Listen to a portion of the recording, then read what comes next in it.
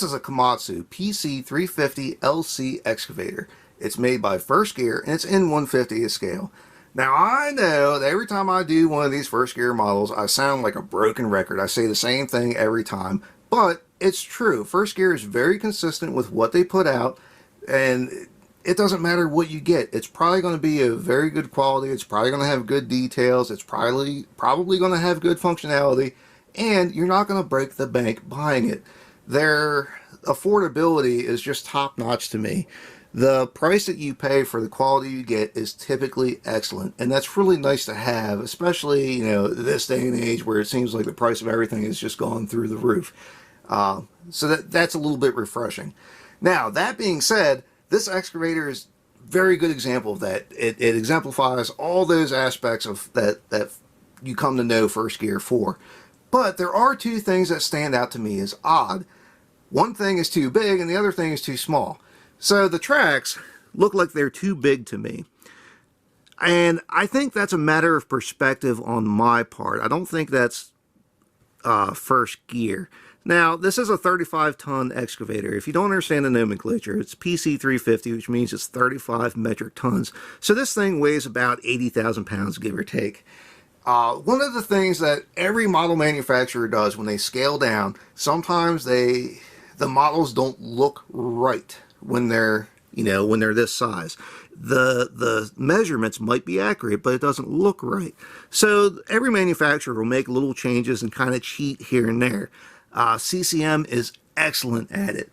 They'll make little changes that if you don't know what you're looking at, you will never see it, but it looks excellent. First Gear is typically very good at it. Diecast Masters is good at it. Norskott was terrible at it.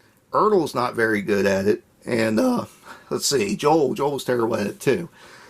That being said, I think that is the right size for what this undercarriage should be, the tracks. I think that's right for what, you know, what's on the 35-ton excavator.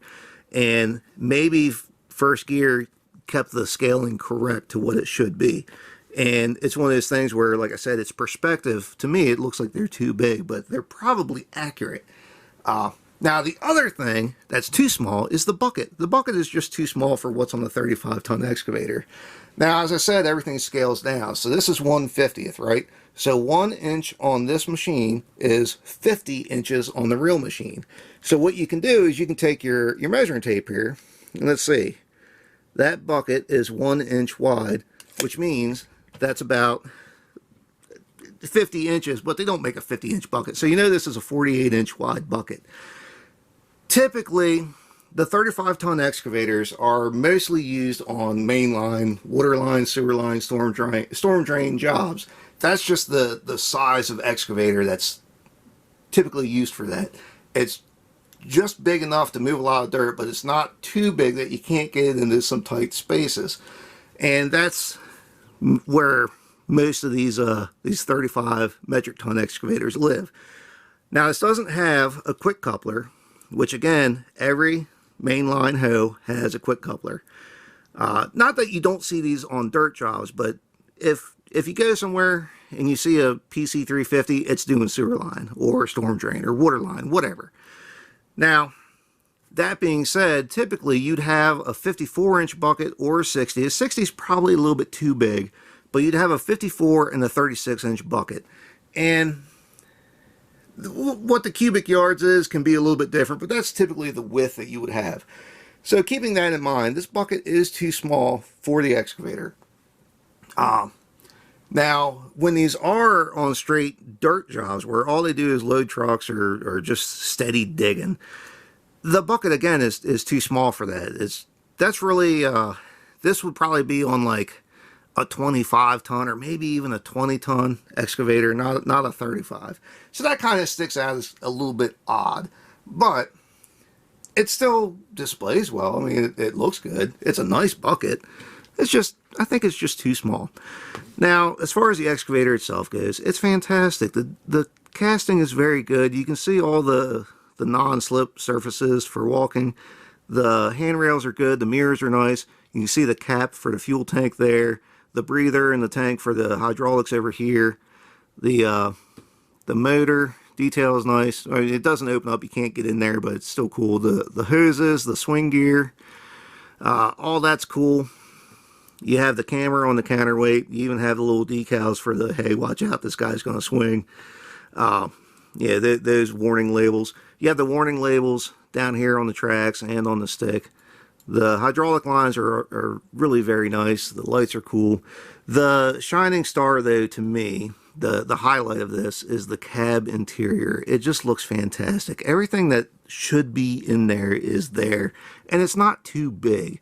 It really looks very good. The little radio antenna is nice. I'm a sucker for a radio antenna. I don't know why. I love it.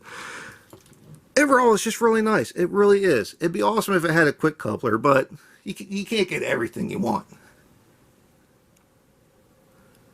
So I do want to bring this comparison up. I know I talk negatively about Norscot fairly often, and I think a lot of it is warranted, but they did do a good job on these 330 excavators.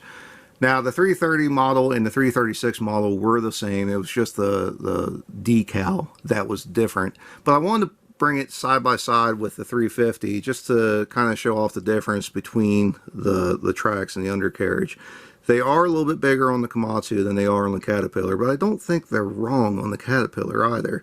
It's somewhere in between the two of these lies the truth. They both look pretty good, but you can see how much higher the Komatsu sits up than the Caterpillar, and that may be a machine thing, but you can't overlook the tracks either.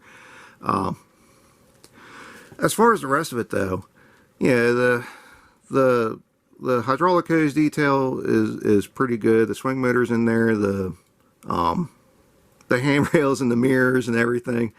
It's really not bad. The cab interior is nowhere near what's in this first gear, but the functionality is very good, and it's a fairly decent model, you know, comparatively.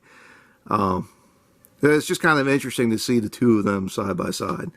Anyway, that's about all I have for this. If you have any questions or comments, feel free to ask. Let me know if there's anything you'd like to see. I might just have it. I got a ton of stuff scheduled to make. I usually put out a video every Saturday, or at least I try to. So if you don't see one this Saturday, just come back next Saturday. There'll be one. If you'd like to see more of what I got, please subscribe to Maryland Construction Diecast. And thanks for watching.